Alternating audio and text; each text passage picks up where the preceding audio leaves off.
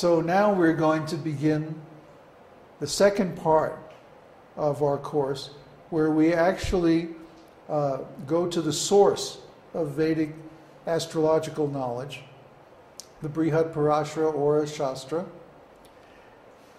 and we examine the sequence of thoughts or the sequence of presentation that Parāṣara Muni chose, which was actually guided by his student Maitreya. Everything up until now has just been preliminary.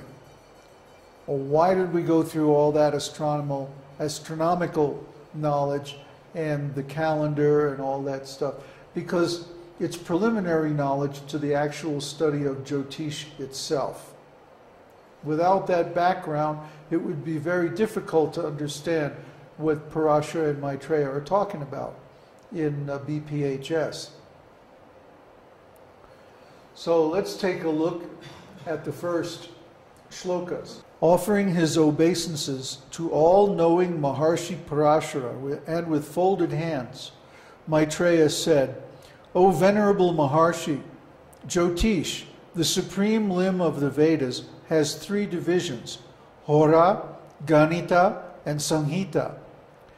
Among these three divisions, Horā, or the general part of Jyotish, is most excellent. I desire to know of its glorious aspects from you. Be pleased to tell me, how is this universe created? How does it end? What is the relationship of the animals born on this earth with the heavenly bodies? Please speak elaborately. Well, he sure did. I'll tell you. You'll be amazed at some of the elaborate explanations that Maitreya gets out of Parāṣara Muni. First of all, who are Maitreya and Parāṣara? They're not just ordinary people. They're great Vedic sages. And the history of Parāṣara is given. There's not that much information on Maitreya, but we know a lot about Parāṣara. Parāṣara is a very special character. Some people say that Vaishnavas aren't supposed to be interested in astrology, that it's not part of our studies, that it's some kind of a distraction. And we generally find that the people who say this are people who aren't very knowledgeable in the Vedic tradition. Because the Vedic tradition says that Jyotish is the eye of the Vedas. Well, what does that mean? It's just like a blind man. A blind man may have heard about a famous place. What's a famous place here? Like the big palace downtown? You know? Merasoka? Zocalo. Yeah. There's a huge palace in downtown Mexico City where the president lives and the government meets and everything. It's famous. All the tourists go there. So a blind man may have heard about this place, but because he can't see, he can't actually visit it. He can't actually see it for himself.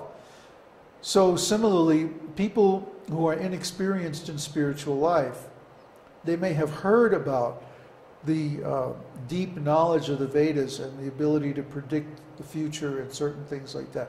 But they've never seen it for themselves. What to speak of experienced it, or actually been able to do it. As soon as that happens, then we move from theory to practice. So you could say that Jyotish is a way of putting the Vedic theories into actual practice so that we can experience these things. We can read about great sages with mystic powers and spiritual vision and all that, but what would it mean to have spiritual vision ourselves? Well, astrology is a way that we can use the rational part of the mind to access knowledge that is normally hidden. That we can see things that we normally can't see. We can experience things that are normally not experienced by us. Even Srila Prabhupada writes in his commentary on Srimad Bhagavatam, he says, Krishna, the greatest authority, says that the body will change. And as soon as the body changes, one's whole program of work changes too. Today I am a human being or a great personality, but with a little deviation from nature's law, I shall have to accept a different type of body. Today I'm a human being, but tomorrow I may become a dog.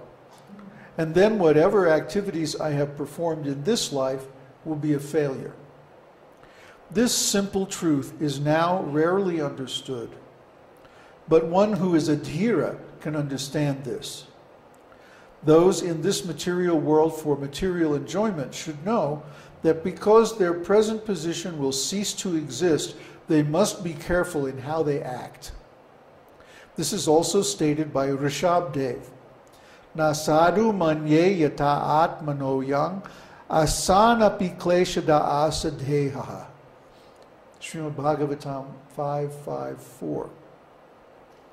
That's that famous verse that says, a man who considers the body to be the self, or the relatives to be the relatives of the body to be related to him, or the country of his birth to be worshipable, or who goes to a place of pilgrimage just to take a bath and not to meet saintly people there, is no better than an ass or a cow.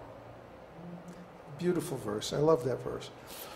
Although this body is temporary, as long as we have to live in this body, we must suffer. Whether one has a short life or a long life, one must suffer the threefold miseries of life. Therefore, any gentleman, dhira, must be interested in astrology, Jyotish. That's from Srimad Bhagavatam 10.8.5, purport. It's one of the last things that Prabhupada wrote before he left his body. Very interesting purport. It's in the context of the birth of Lord Krishna. When Krishna appeared on this planet, Nanda Maharaj called Gargamuni, an expert astrologer, to tell him basically what was going to be the activities of his son's life. So Gargamuni, of course, was complete in transcendental knowledge. He knew who Lord Krishna was. So he said that in his previous life, this child was a great warrior, and because of his pious deeds, Lord Rama, and because of his pious deeds, he's now taken birth in a cowherd family. Now, cowherds are very exalted because they take care of the cows. They protect the cows.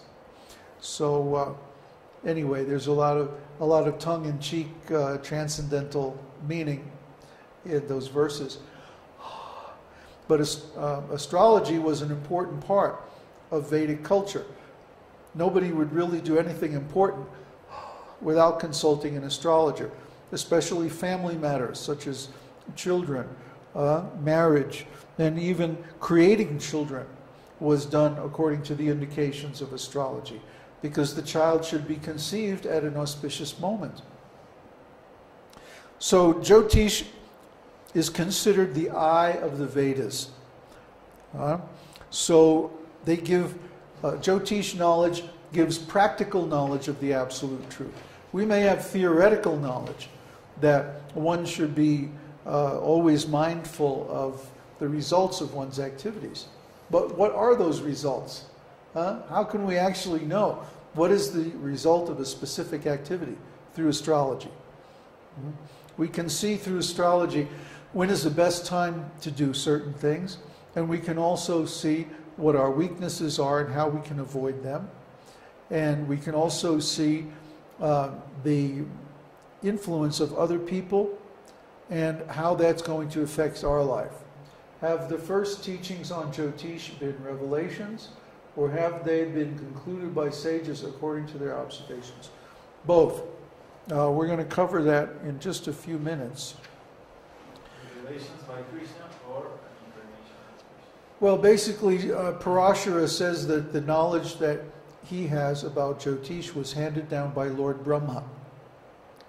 And of course, Lord Brahma is the originator of our lineage, our sampradaya. That's why it's called the Madhva Brahma Gaudiya Sampradaya. So the Brahma Sampradaya is one of the four major lineages of the esoteric teaching.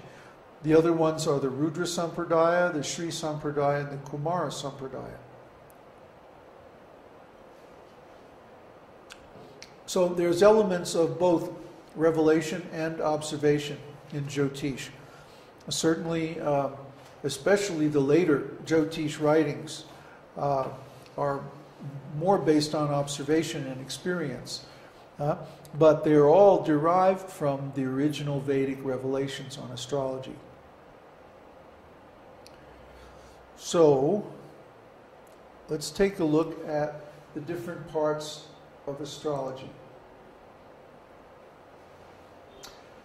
The 6 angas, or limbs, of Vedic astrology are Jataka,